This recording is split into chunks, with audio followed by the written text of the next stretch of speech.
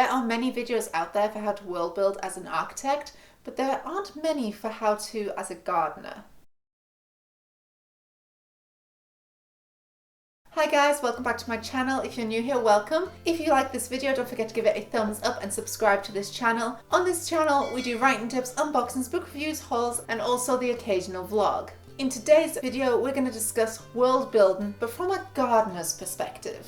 I've already done a how to plot and outline your novel, but more from an architect's point of view. If you want to see that video, the link is above and I'll also put it below this video. But when I was looking into more about writing as a gardener, there wasn't really much out there. I think part of the reason for this is because the gardening or the Panster process is more open and varies from person to person, more so than an architect's. But that doesn't mean as a gardener you don't want to hear about and see other people's gardening techniques to try out for yourself. First of all, what is a gardener? A gardener or a pantser is someone who writes by the seat of their pants or plants a seed to see what grows. They generally have a rough story idea, but then instead of sitting for weeks on end and plotting and planning out what happens in that novel, they instantly begin to write and let the story unfold as they go. If you want to hear more about architects and gardeners, I will put a link above and below for my video on that. Ultimately, the way of writing like a gardener is quite a romantic idea of writing. You sometimes have a start, maybe the end, and then you just see what happens. It's a very romantic idea, which can often lead to more edits. But it can also be very freeing and lead to much more interesting plot twists.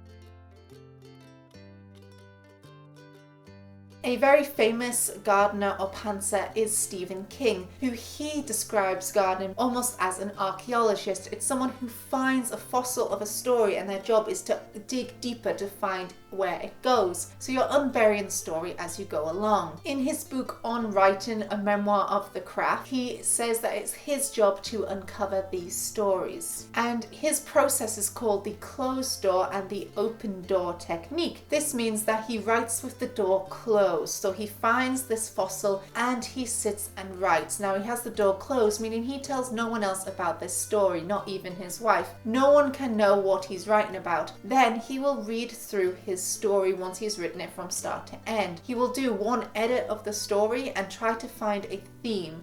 Now this theme is what he concentrates his work on. Once he's done the second edit, he then goes into open door writing, which is where he hands the book to his most trusted critique, which in his case is his wife, and she will be the first to read it, and then the editing process goes on from there. My partner Matt is also very much a gardener, and what he says is he has an idea and he just flows with it and sees what happens. This is, in his opinion, good. He disagreed with me when I said that it's harder for a gardener to foreshadow. He believes it's quite easy because if, say, he has a character find a book and then later he needs them to know some form of information, he just thinks, oh yeah, that book, they found that, and uses that. So he can pull the information that he's randomly put in there and use it to his will. Be a gardener, you need to let your creativity flow and don't worry about the little things. One way to do this is to write by hand first. I quite enjoy writing on a computer because it finds my numerous spelling and grammatical errors as I go, so I don't have to edit quite as much when I go back to read. However, Matt finds this really off-putting. The lines appearing and things being highlighted for him brings him out of his creative world. So he would rather write it all by hand and then he types it up, and then as he types it up, he edits as he goes. So basically his first edit that he would give you on printed paper is more actually like his second draft already. Another writer who swears by writing by hand first before a computer is Neil Gaiman. Neil Gaiman believes that by writing on a computer you end up counting words. So instead of finishing your writing at a specific point, you're writing for the word count. When you're writing by hand, you don't know how many words you've written, so you can only go by where your characters have got up to in your story.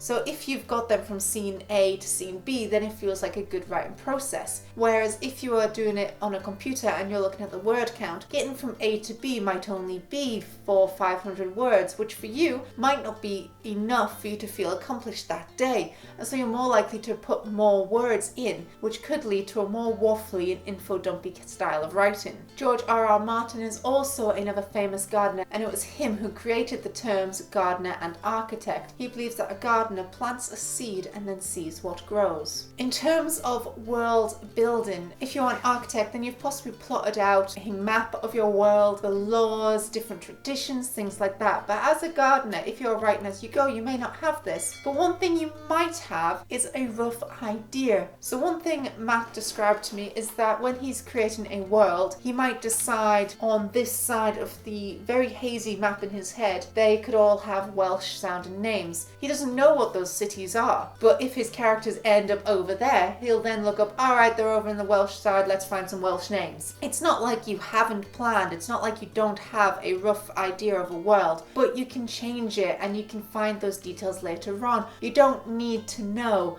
what every single island around this big continent is called. You just really need to know which ones your characters go to. Another tip is, with the differences, world building is only necessary to what you need for the story. You don't need to have books on books written like J.R.R. Tolkien did of the world and its history and its politics and its religions. You can, if you want to, have that, but there is no set law which says for your book to do well, you have to know all of this information. World building as a gardener is flexible. You can change your mind and you can change things as you go. There's always the second and third and fourth edits. You can edit this book as many times as you like.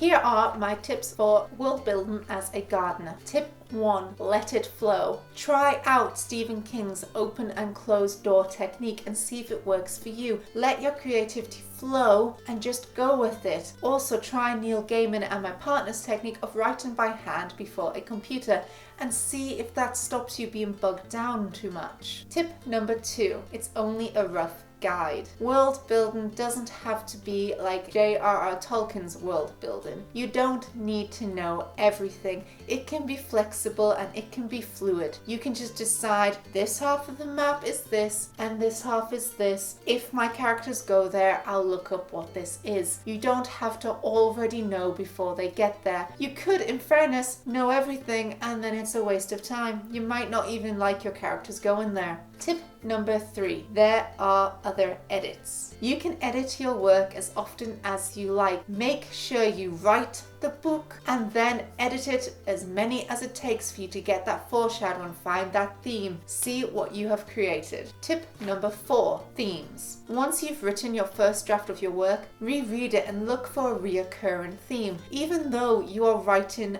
through planting a seed and seeing what grows, there is likely a constant thought running through your head whilst you're doing this. And whilst you're writing, you may not have realized it. So when you read your first draft, look out for this theme. And tip number 5, have fun. Don't let yourself get bogged down with the nitty-gritty and all of the grammar and all of the plot holes. Just let yourself write and you can take care of them later. As said in my architect versus gardener video, this is a spectrum and you could be partly between the two. You can be further over architect, you can be further over to gardener. It's writing, it is a creative process. There are no set rules, but between the videos on planning and outlining your novel and on writing as a gardener, using all of those techniques together with whatever suits you, you will get your work finished. And thank you guys so much for watching. I hope you found that video useful. If you did like this video, don't forget to give it a thumbs up. If you'd like to see as soon as I upload, don't forget to subscribe and click that little notification bell below. You can also follow me on Twitter, Facebook, Instagram or Tumblr. I post my general writing tips, unboxings and book reviews on there. And thanks for watching guys.